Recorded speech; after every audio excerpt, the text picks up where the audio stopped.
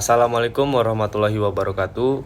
Perkenalkan, nama saya Rahmat Faris Terlubis, NPM B1A025175. Saya dari kelas C. Saya di sini akan membuat tugas infografis dari mata kuliah Hukum Pidana dengan dosen pengampu Ibu Wevi F. Ticasari, SHMH. Penyertaan. Apa itu penyertaan? Penyertaan adalah keterlibatan seseorang dalam tindak pidana baik sebagai pelaku utama, penyuruh, turut serta, penganjur, maupun pembantu yang memberikan kesempatan, sarana, atau keterangan untuk melakukan tindak pidana. Ada beberapa bentuk penyertaan dalam KUHP. Yang pertama, pelaku pleger, yaitu orang yang melakukan langsung tindak pidana. Yang kedua, ada menyuruh lakukan atau doen pleger, yaitu orang yang melakukan tindak pidana dengan menggunakan orang lain sebagai alat. Yang ketiga, ada turut serta atau mede pleger, yaitu orang yang berpartisipasi secara sadar dan bersama dalam tindak pidana. Yang keempat, ada penganjur atau witlocker, yaitu orang yang menggerakkan orang lain dengan sarana tertentu untuk melakukan tindak pidana. Yang kelima, ada pembantu atau medeplistik, yaitu orang yang memberi bantuan atau kesempatan sebelum atau saat tindak pidana dilakukan. Landasan yuridis penyertaan. Semua bentuk penyertaan ini diatur dalam pasal 20, 21, dan 22 KUHP yang mengatur pidana bagi pelaku, penyuruh, penganjur, dan pembantu tindak pidana. Penganjur hanya bertanggung jawab atas perbuatan yang dianjurkan beserta akibat-akibatnya.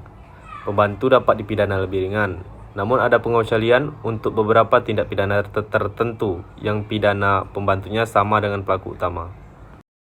Ada 3 sifat penyertaan. Yang pertama, dipandang sebagai dasar memperluas dapat dipidananya orang atau Straffausdehnungsgrund. Yang kedua, ada pandangan bahwa penyertaan adalah delik tersendiri dengan bentuk istimewa seperti percobaan tindak pidana. Yang ketiga, ada pula pandangan bahwa penyertaan bukan delik tersendiri, hanya bentuk yang belum sempurna. Ada 3 syarat agar orang bisa dinyatakan sebagai turut serta atau mede pleger. Yang pertama, harus ada kerjasama secara sadar antara pelaku. Yang kedua, tidak harus ada permufakatan, tapi ada tujuan yang sama untuk mencapai delik. Yang ketiga, harus ada pelaksanaan bersama yang menyebabkan terwujudnya delik.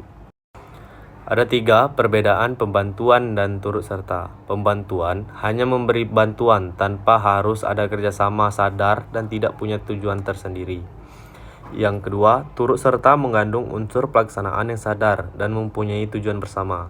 Yang ketiga, pembantuan pidananya lebih ringan dari pelaku utama, kecuali beberapa pengecualian. Contoh kasus. Yang pertama, menyuruh melakukan tindak pidana dengan alat yang tidak bisa dipertanggungjawabkan atau doen pleger. Contohnya seperti A menyuruh B. B itu adalah anak di bawah umur atau orang yang tidak tahu kejahatan untuk mengambil sepeda. Karena B tidak paham itu perbuatan jahat, maka B tidak bertanggung jawab, tetapi A yang dihukum karena menyuruh.